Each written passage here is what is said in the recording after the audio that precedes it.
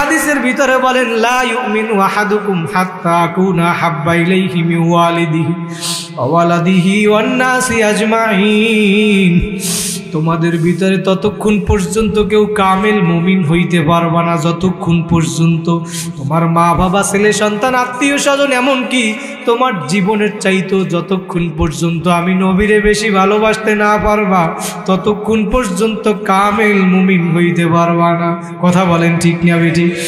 আবু বকর বলে নবী আমি যেই দিন থেকে আপনার উপরে ঈমান আনছি আমার মাওলার উপরে ঈমান আনছি সেই দিন থেকে আমার বাড়ি আমার আত্মীয় স্বজন তো দূরের কথা আমার জীবনের চাইতো নবী আপনারে আমি বেশি ভালোবাসি। আল্লাহ রাসূল এবার ডাক দিয়া বলে আবু বকর আপনি আমার এতক্ষণ কেন বলেন না আমি লালা লাগাইয়া দিলে আপনি তাড়াতাড়ি সুস্থ হইয়া যাইতেন। এবার আবু বকর ডাক দিয়া বলে আপনি নবী দুজাহানের বাদশাহ আপনারে না বানাইলে দুনিয়াই হইতো না আর আপনি দুজাহানের বাদশাহ আমার রানের উপরে ঘুমাইয়া রইছেন আর আমি আপনারে ডিস্টার্ব করব নবী না না আমার আবু বকরের কলিজাও যদি ফাটিয়া যায় তারপরেও নবী আপনার ঘুমে আমি ডিস্টার্ব করব না। ওই রানের উপরে ঘুমাইয়া রইছে আল্লাহ রাসূলের চেহারার দিকে আবু বকর তাকাইয়া রইছে ওই এক রাত্র নেকি। এবার ওমর বলতে আছে আবু বকর মনে আছে কিনা? বলে আমার সব নেকি আমি আপনারে দিয়া দিব। আবু বকর আপনার এক রাত্র নেকি আমারে দিলেই যথেষ্ট। জোরে বলেন সুবহানাল্লাহ। আবু বকর এখন চিন্তা করে আমি ওমরকে দিতে চাইলাম সব নেকি আর ওমর বলতে আছে এক রাত্র নেকি দিলেই যথেষ্ট। সে আবু বকর কেমন ছিল? আবু বকর ওমর তা ওসমান আলী তালহা জুবাইর সাহাবায়ে কেরাম তারা নেকের প্রতিযোগিতা দিছে। কথা বলেন ঠিক কিনা? আর আমরা এখন গুনার প্রতিযোগিতা দেই। আবু বকর এক নম্বরে জান্নাতে সার্টিফিকেট পাইছে তারপরেও নামাজের জন্য পাগল ছিল কি ছিল না? মসজিদে নববীর ভিতরে রাত্রে দাঁড়ায় দাঁড়ায় কান্না করে আবু বকর চোখের পানি ছাড়ে আর কুরআন তেলাওয়াত করে। আল্লাহর নবী হুজরার ভিতরে বৈশা শুনে কে যেন মসজিদের ভিতরে কান্দে। আল্লাহ রসুল ঘুম থেকে আইসা দেখে মসজিদের ভিতরে কান্দে দুনিয়ার আর কেউ না এক নম্বরে জান্নাতে সার্টিফিকেট পাইছে আবু বকর নামাজ পড়ে আর কোরআন তেলাওয়াত করে চোখ দিয়ে পানি পড়ে। নামাজ শেষ করার পরে আল্লাহ রসুল ডাক দিয়া বলে আবু বকর আপনি কেন কান্না করেন? আপনি তো জান্নাতে সার্টিফিকেট পাইছেন। আবু বকর ডাক দিয়া বলে ও নবী আমার মাওলা সূরা ইয়াসিনের ভিতরে ঘোষণা করছেন ওয়ামতাজুল ইয়াউমা আইয়ুহাল মুজরিমুন। আমার মাওলা কিয়ামতের দিন ঘোষণা করবে হে নাফরমানের দলেরা তোমরা আলাদা হইয়া যাও আমার নেককার বান্দা বান্দীদের থেকে তোমরা আলাদা হইয়া যাও। আবু বকর বলে ও নবী আমি যদি কিয়ামতের ময়দানে নাফরমানের কাতারে পড়িয়া যাই আমি আবু বকরের কি অবস্থা হবে? এক নম্বরে জান্নাতে সার্টিফিকেট পাইছে। ওমর রাদিয়াল্লাহু তাআলা 2 নম্বরে জান্নাতের সার্টিফিকেট পাইছে। ইন্তেকালের সময়ও নামাজ ছাড়ে নাই। ওমর রাদিয়াল্লাহু তাআলা যেই দিন ইন্তেকাল হবে যখন নামাজের ভিতরে যখন দাঁড়ায় গেছিল মেহরাবের ভিতরে ওই মেহরাবের ভিতরে আগে থেকে আবু লুলু নামক লুকাইয়া ছিল ওমরকে হত্যা করবে। যখন নামাজে দাঁড়ায় গেছে ওমর রাদিয়াল্লাহু তাআলা আনহুর এইখানে ছুরি দিয়ে আঘাত করছে কতগুলা। যখন রক্তে ভাইসা যাইতেছিল ওমর তখনও নামাজ ছাড়ে নাই। ও যুবক আর তুমি আর আমি দৈনিক 5 ওয়াক্ত নামাজ ঠিক মতো আদায় করতে পারো না। কোন দুনিয়ার পাগল হইছো? কেন আবার মাওলা পাঠাইছে? কি করতেছো আর কি নিয়ে আমার মাওলার কবরে রওনা করছো? এই হিসাব নিকাশ মিলাইয়া তারপর কবরে যাইও। কথা বলেন ঠিক কিনা? নামাজ পড়া নেক কাজ কইরা আমার মাওলাকে রাজি খুশি কইরা কবরে যাওয়া লাগবে কি লাগবে না? রাজি আছি না নাই? কারা কারা 2টা হাত জাগাইয়া জোরে আল্লাহ বলিয়া ডাক দেন। একটু জোরে ডাক দেন দিল থেকে আল্লাহ। আমার মাওলা আমার ভাইদেরকে কবুল করুক। বলেন আল্লাহুম্মা আমিন। ওমর রাদিয়াল্লাহু তাআলা রক্তে সব বাইসা যাইতেছে দাঁড়াইয়া থাকতে পারে না। তখন ওই আবু লুলু নামক ব্যক্তি আঘাত করার পরে ওমর রাদিয়াল্লাহু তাআলা দাঁড়াইয়া নামাজে থাকতে পারে না। তার পিছনে কাতারে ছিল আব্দুর রহমান ইবনে আউফকে টান দিয়া সামনের কাতারে দিয়া পরে এবার নামাজের কাতারের পাশে গিয়া বসছে। বইসা এখন রক্তে সব বাইসা যাইতেছে। ওমর তাকাইয়া দেখে সাহাবীরা নামাজ ছাইরা ওমরকে ধরবে এই অবস্থা। ওমর তখন ডাক দিয়া বলে, আব্দুর রহমান, নামাজ আগে শেষ করবা, তারপরে আমারে ধরতে আসবি।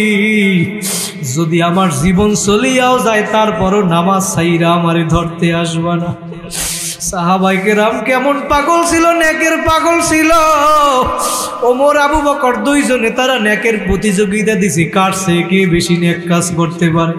ওমর রাদিয়াল্লাহু তাআলা আনহু রাত্রবেলা আবু বকর ঘুইরা ঘুইরা দুইজনে দেখতো কোন বাড়ি গিয়া কোন মহিলার কোন মা বোনের কি লাগবে, কার বাড়ি খাবার লাগবে কিনা।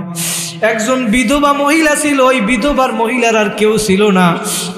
ওমর রাদিয়াল্লাহু তাআলা একদিন সকালবেলা ফজরের নামাজ পড়া গেছে, বলে, মহিলা, মা আপনার কি লাগবে, আমি একটু আপনার উপকার কইরা নেক কাজ কইরা দিই। বলে, আমার পানি লাগবে। বলে, আপনার পাত্রটা দেন, আমি পানি আইনা দেই।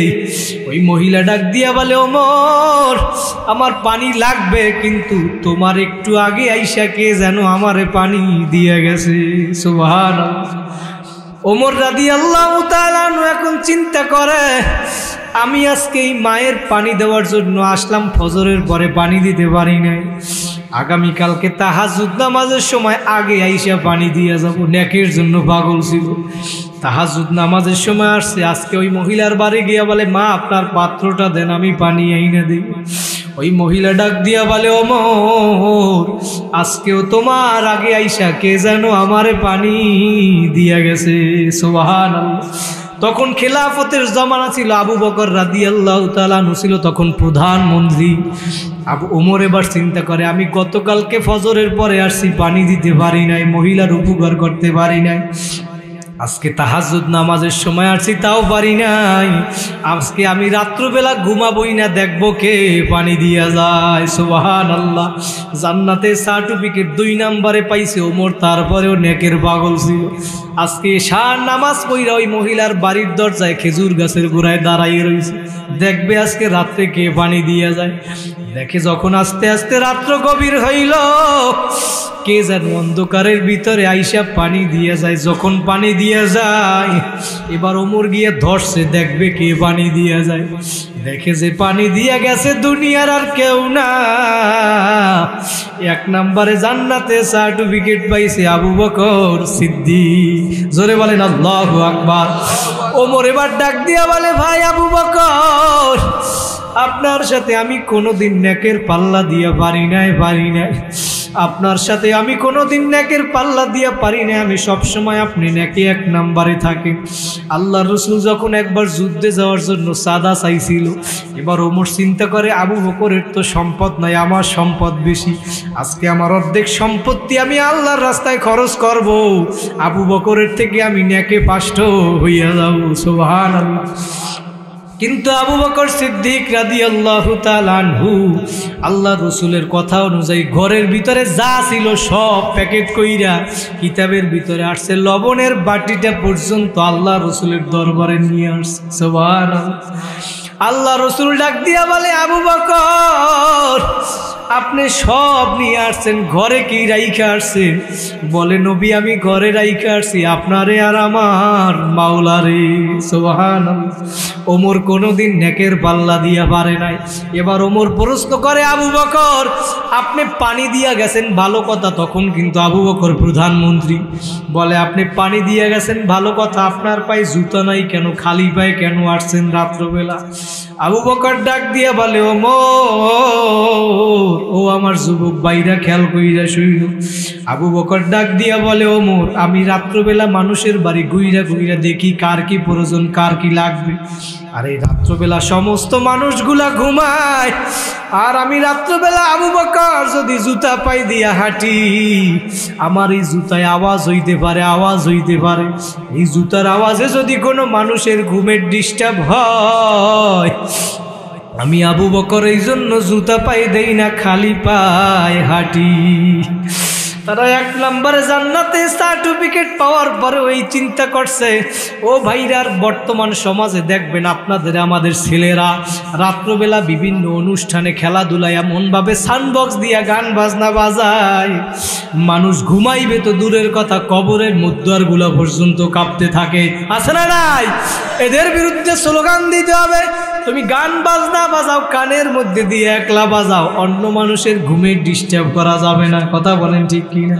তারা তো ঘুমাইছে, এশার নামাজ পড়ে আবার ফজর পড়বে, তুমি 4টার সময় ঘুমাবা, 12টার সময় উঠবা, তাদের ডিস্টার্ব করা যাবে না। কথা বলেন ঠিক কি না? আল্লাহ রাসূল বলেন, মান রাআ মিনকুম মুনকারান ফালিয়ুগাইয়িরহু বিয়াদিহি, যখন তোমাদের ভিতরে কোনো গর্হিত কাজ হয়, খারাপ কাজ হয়, গান বাজনা কি ভালো কাজ না খারাপ কাজ? জোরে বলেন, ভালো না খারাপ? আল্লাহ রসুল বলে, যখন খারাপ কাজ হয় পারলে হাত দ্বারা ফিরাইয়া দাও, না পারলে জবান দ্বারা ফিরাইয়া দাও, তাও যদি না পারো অন্তর দ্বারা পরিকল্পনা করো কিভাবে পরিবর্তন ঘটানো যায়। ঠিক কি না? এইটা হইল ওয়াযালিকা আদআফুল ঈমান। আল্লাহ রসুল বলে এইটা হইল সর্বনিম্ন স্তরের অবস্থা। কিন্তু যখন গান বাজনা বাজায়, আড্ডা দেয়, তখন কিন্তু আমাদের দিলে একটু লাড়াও লাগে না। কথা বলেন ঠিক কিনা? এখন আপনি মাইপা দেখেন আপনার ইমানটা কোন জায়গায় আছে। এদের বিরুদ্ধে স্লোগান দেওয়া লাগবে না কি লাগবে না? আমার যুবক ভাইদেরকে আল্লাহ পাক দিনের সহি বুঝদান করুক, বলে না আমি। আবু বকর ওমর রাদিয়াল্লাহু তাআলা নেকের পাগল ছিল, আমাদের কি নেক কাজ করা লাগবে না কি লাগবে? যেই ঘটনা আমি বলতেছিলাম, ওমর এবার বলতে আছে, আবু বকর আপনার 1 রাত্র নেকি আমারে দিলেই যথেষ্ট। আবু বকর এখন চিন্তা করে, আমি ওমরকে দিতে চাইলাম সব নেকি, আর ওমর বলতে আছে 1 রাত্র নেকি দিলেই হবে। এখন আবু বকর চিন্তা করে, আমি আল্লাহর রসুলের কাছে গিয়ে একটু পরামর্শ কইরা দেখি। এবার আল্লাহর রসুলের কাছে গিয়া জিজ্ঞেস করে, আবু বকর, ইয়া রাসূলুল্লাহ, ইয়া হাবিবাল্লাহ, আমি উমরের সাথে আমার নেকিকে পরিবর্তন করতে চাইছিলাম, কিন্তু উমর বলতেছে আমার সব নেকি দেওয়া লাগবে না, আমার 1 রাত্র নেকি দিলেই যথেষ্ট। সুবহানাল্লাহ।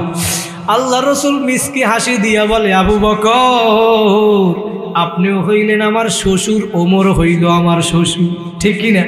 আল্লাহ রসুল বলে, আমি কোনো পক্ষবাদী করতে পারবো না, তবে আপনি আর সবের পরিমাণ বইলা দিতে পারি, আপনি দেন বা না দেন এইটা আপনার ব্যাপার। আল্লাহ রসুল বলে, আবু বকর, ওই হিজরতের 1 রাত্র নেকি যদি আপনি 1 পাল্লায় রাখেন, আর দুনিয়ার সমস্ত নেকিও যদি 1 পাল্লায় রাখা হয়, তারপরেও আপনার আবু বকরের নেকের পাল্লা বাড়ি থাকবে। সুবহানাল্লাহ। সে আবু বকর কেমন ছিল ভাইরা? দুনিয়ার ভিতরে নেক কাজ করতে করতে বান্দা বান্দি, এই নবী মুহাম্মদের উম্মতেরা তো ফেরেশতাদের থেকে উত্তম। কথা বলেন ঠিক কিনা? কথা বলেন। আগেকার নবীরা পর্যন্ত মাওলার কাছে দোয়া করছে, মালিক তুমি আমাদেরকে নবী না বানাইয়া শেষ নবীর উম্মত বানাইও। বিশ্বাস হয় কেন না? নবী মুসা যখন তুর পাহাড়ে উঠছিল মাওলার সঙ্গে দেখা করার জন্য, মনে আছে না নাই? জানে না সবাই? যখন তুর পাহাড়ে উঠছে জুতা পাই দিয়া উঠা দিছিল, জুতা পাই দিয়া। কিন্তু আমার মাওলা বলে, হে মুসা, জুতা খুলবি তারপরে পাহাড়ে উঠবা। ঠিক কিনা? আদব। কিন্তু আমার নবীর সম্মান কোথায়? নবী যখন মেরাজে গেছিল, জুতা পাই দিয়ে আরশের কাছাকাছি যখন গেছে, আমার মাওলার সঙ্গে যখন দেখা হইবে, মেহমানখানায় যখন ঢুকবে, জুতা খুইলা ঢুকা দিছিল সম্মানের জন্য আমার নবী।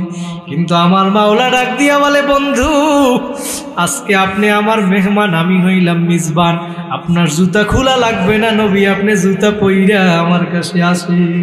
সুবহানাল্লাহ। নবী মুসারে বলছে জুতা খুলতে, আর আমার নবীরে বলছে জুতা পরতে। সেই নবীর উম্মত হইছি বিনা দরখাস্তে, তারপরেও আজকে নবীর আদেশ নিষেধ মানো না, সুন্নাত অনুযায়ী চলো না। নবী মুসা পাহাড়ে উঠে আমার মাওলার সঙ্গে কথা বলছে, কি বলে না? কথা বলার পরে আমার মাওলা প্রশ্ন করছে, মুসা, আমি তোমার সাথে এতক্ষণ কি কথা বললাম? নবী মুসা ডাক দিয়ে বলে, মালিক তুমি আমার সাথে এতক্ষণ যত কথা বলছো, আমার কথা কিছু বলো নাই, সব বলছো নবী মুহাম্মাদের উম্মতের কথা। আমার মাওলা তখন ডাক দিয়া বলে, মুসা মূসা নবী তখন ডাক দিয়ে বলে, মালিক, আমি এই পাহাড়ে ওঠার পরে আমার মনে হইল আমি আপনার এত নিকটবর্তী হইছি, কিয়ামতের আগ পর্যন্ত মনে হয় এত নিকটবর্তী কেউ হইতে পারবে না। আমার মাওলা ডাক দিয়ে বলে, মূসা, বাইনি ওয়া বাইনাকা হিজাব, তুমি যেই নিকটবর্তী আমার হইছো, এখনো তোমার আমার মাঝে 70,000 নূরের পর্দা আছে। একটা পর্দা ভেদ করতে 1000 বছরের রাস্তা। দুনিয়ার কোনো মানুষের শক্তি নাই, আছে? আমার মাওলা ডাক দিয়া বলে, মূসা, সাতাতি উম্মতু হাবিবি, কিন্তু আমার নবী মুহাম্মাদের উম্মতেরা আসতেছে। তারা যখন আইসা আমার নামাজের ভিতরে কুদরতি পায়ের ভিতরে যখন সেজদা লাগাই, ফালা হিজাবা বাইনি ওয়া বাইনাহুম, ও মূসা তুমি যাই না রাখো, আমার ওই নবী মুহাম্মাদের উম্মতেরা যখন নামাজের ভিতরে আমার কুদরতি পায়ের ভিতরে সেজদা দিবে, ফালা হিজাবা বাইনি ওয়া বাইনাহুম, তখন তাদের মাঝে আর আমি মাওলার মাঝে কোনো পর্দাই থাকবে না। নবী মূসা তখন ডাক দিয়া বলে, মালিক, তাহলে আমারে আর নবী বানানো লাগবে না, তুমি আমারেও সেই নবীর উম্মত বানাইয়া দাও। সুবহানাল্লাহ। সেই নবীর আদেশ নিষেধ মানা লাগবে নাকি লাগবে না? আমি বলছি নাকি আল্লাহ বলছে? কোরআনের ভিতরে 3 নাম্বার পারার ভিতরে আমার মাওলা জানাই দিয়েছে, সূরা আলে ইমরানের ভিতরে, কুল ইন কুনতুম তুহিব্বুনাল্লাহ ফাত্তাবিউনি ইউহিব্বুকুমুল্লাহ। হে নবী, আপনি দুনিয়ার মানুষদেরকে জানাইয়া দেন, তোমরা যদি আমি মাওলারে পাইতে চাও, ভালোবাসতে চাও, ফাত্তাবিউনি, তাহলে আমার নবীকে অনুসরণ করো। ঠিক কি না? আর নবীর অনুসরণ কেমনে করবেন? নবী আবার হাদিসের ভিতরে বইলা দেয়, মান আহাব্বা সুন্নতি ফাকাদ আহাব্বানি ওয়া মান আহাব্বানি কানা মাই ফিল জান্নাহ। যারা আমার সুন্নাতকে মোহাব্বত করবা তারা যেন আমি নবীকে মোহাব্বত করবা। সুবহানাল্লাহ। আর যারা আমি নবীকে মোহাব্বত করবা তারা আমি নবীর সাথে জান্নাতে থাকতে পারবা। সুবহানাল্লাহ।